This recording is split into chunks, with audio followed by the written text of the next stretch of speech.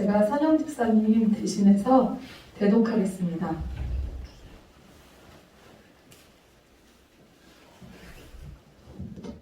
오늘 좀 간증자들이 공격들이 좀 있었죠? 공격들이 있어야죠. 네. 그래, 하나님의 역사가 있을 때는 반드시 사나의 공격이 있습니다.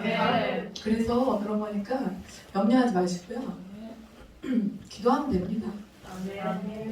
제가 선영 집사님 간증을 대독하겠습니다. 제가 오늘 이 자리에 서기까지는 저의 연약함을 드러내며 주님의 은혜를 고백해야 하기 때문에 쉬운 결정은 아니었습니다. 다만 부족한 저에게 다시 한번 기회를 주신 하나님의 은혜를 상기하고자 이 자리에 섰습니다. 저는 신앙생활을 하면서 하나님께 자녀들에 대한 언약도 받았고 지경도 넓어졌습니다.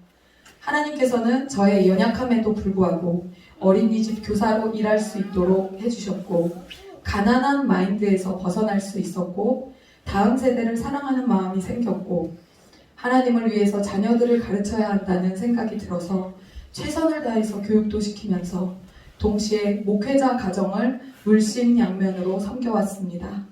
그것은 저의 삶의 큰 기쁨이었습니다. 믿지 않는 남편을 만나 혼자 신앙생활을 하면서 저 나름대로 가지고 있는 헌금의 원칙이 있습니다. 그것은 바로 남편의 모든 수입까지 제 월급에서 11조를 드리는 것이었습니다. 믿지 않는 남편의 수입까지 11조를 한다는 것이 저에게 어려웠던 이유는 남편이 적은 돈을 벌어오는 사람이 아니었기 때문입니다.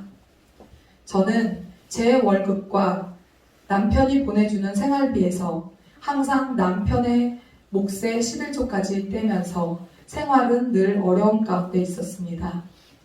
남편은 자기가 벌어온 돈에서는 절대로 11조를 떼지 말라고 분명히 이야기했지만 우리 가정에 주신 모든 수입에 대한 11조를 드리겠다는 저의 결단은 그 어떤 계산에 의한 것이 아닌 순수한 저의 믿음의 고백이었습니다. 그런 이유에서인지 남편의 주머니는 신기하게도 돈이 마르지 않았습니다. 때로는 사고도 쳐서 저를 힘들게 하기도 했지만 시댁의 도움과 스스로의 노력으로 금방금방 해결하고 성실하게 가장 역할을 해주는 남편은 부동산을 통한 재테크로 큰 돈을 벌어 수억의 차익을 남기기도 하였습니다. 하지만 그 돈은 제가 실제로 만질 수 있는 돈은 아니었기 때문에 남편이 돈을 벌수록 아내인 저는 11조에 대한 압박이 심해져서 스트레스를 받는 웃지 못할 상황이 펼쳐지게 되었고 어느 때에는 남편의 주머니에 돈이 마르게 해달라고 진심으로 기도를 한 적도 있었습니다. 하나님께서 엄청난 재정의 축복을 우리 가정에 부어주시면서 하나님과 주의 종의 가정에 쓰는 돈만큼 개인적 소비도 함께 늘기 시작했습니다. 그 결과 저는 개인적 채무 문제로 인하여 하나님과 주의 종께 인색한 마음을 품게 되었습니다. 건축 기간임에도 헌금을 줄여드릴 수밖에 없는 지경에 이르게 되면서 마음이 완악해지고 내 영혼은 날마다 더욱더 상함을 입게 되었습니다. 감사헌금이 줄었어요. 11조는 그대로인데 감사헌금이 좀 줄었어요. 200만 원 하다가 100만 원 이런 돈. 하나님께 돌아가고 싶은데 길이 보이지 않아서 심각하게 고민하고 있을 때 21일 기도회를 시작하게 되었습니다. 무너진 재정의 권세를 회복하고 사단에게 빼앗긴 하나님 나라의 재정을 찾아오기 위해 시작한 21일 기도회는 저에게 또 다른 기회가 될 것 같았습니다. 그렇게 기도회가 시작되면서 저는 어떤 방식으로든 기도회 기간 중 개인의 채무를 해결해야겠다고 생각했습니다.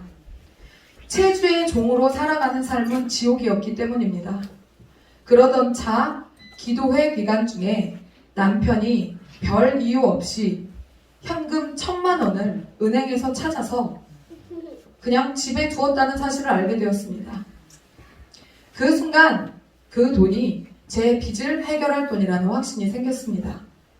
하지만 저의 채무 사실을 모르는 남편에게 돈을 갚아달라 고백하는 것은 쉬운 일이 아니었습니다. 기도하면서 부자 남편 찬스를 쓸 기회를 호시탐탐 엿보던 어느 날 남매 간의 우애가 각별한 남편과 시누이 사이에 적지 않은 돈이 매달 오고 가고 있다는 사실을 우연한 기회에 전화통화를 듣게 되며 알게 되었습니다. 그 즉시 끓어오르는 분노를 가라앉히고 기회다 싶어 남편에게 당당히 빚을 오픈합니다. 누나도 돈이 없을 때 매달 쓰는 동생 찬스인데 아내인 내가 이제껏 발만 동동하고 남편에게 쉬쉬했다고 생각하니 너무 어이가 없었습니다. 그렇게 남편은 신우와의 금전적 거래를 정리하고 저에게 찾아놓았던 돈과 보너스를 순순히 주면서 저의 빚을 해결해 주었습니다. 기도를 하자 정말 찾아둔 그 1,000만 원에 보너스까지 더해서 저에게 오고 말았습니다. 그럼에도 여전히 남편은 부자입니다. 남편 몰래 빚지고 그거 갚아준 게 무슨 하나님 역사냐 라고 의구심을 가지시는 분이 있을 수도 있습니다. 그렇습니다. 이게 결코 자랑할 일은 아닙니다. 저의 죄 때문에 진 빚이 맞습니다.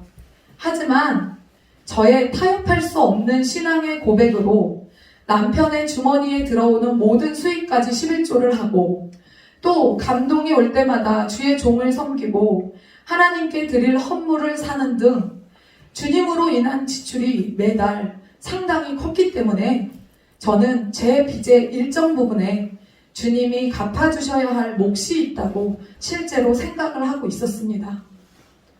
애초에 감동을 주시질 마시던지 꽂히면 앞뒤 물불 안 가리는 저의 스타일을 잘 아시는 주님께서 감동은 왜 그리 많이 주시는지 빚을 지더라도 그 감동대로 풀어내는 것이 저에겐 크나큰 믿음의 도전이자 훈련이었습니다.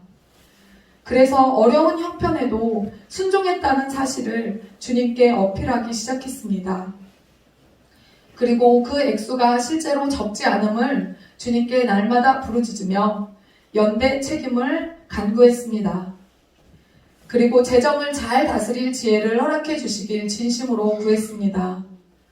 더불어 우리 가정의 재정의 통로로 사용되는 저의 남편이 주님께 돌아오기를 원했습니다. 그래서 저 혼자 주님께 드리고 싶어 전전긍긍하는 것이 아니라 남편과 함께 그 돈을 주님 나라를 위해 사용하길 구했습니다. 저는 그러라고 남편에게 재정을 부으시는 것이고 그것은 틀림없이 하나님의 돈이라고 생각합니다. 신우와의 금전 거래를 들키지 않았다면 고백도 못하고 갚아주지도 않았을 것이었는데 그 관계를 드러내시며 자연스럽게 빚은 해결되게 되었습니다. 결국 주님이 남편을 통해 모든 것을 갚아주셨음을 의심할 여지가 없었습니다. 보기에 따라 누군가는 많다고 누군가는 적다고 생각할 저의 채무에는 주님 지분과 제 지분이 공존했지만 하나님께서는 그걸 계산해서 너가 헌금한 거랑 헌물한 것만 갚아줄게 라고 하지 않으시고 저의 연약함까지 모두 덮어주셨습니다. 아직 30%의 빚이 남아있지만 그것은 진짜 저의 몫이라고 생각합니다. 그리고 비로소 기회를 얻었다는 생각을 합니다. 그것을 갚아가면서 재물을 다스리는 능력을 회복하길 진심으로 구하게 됩니다.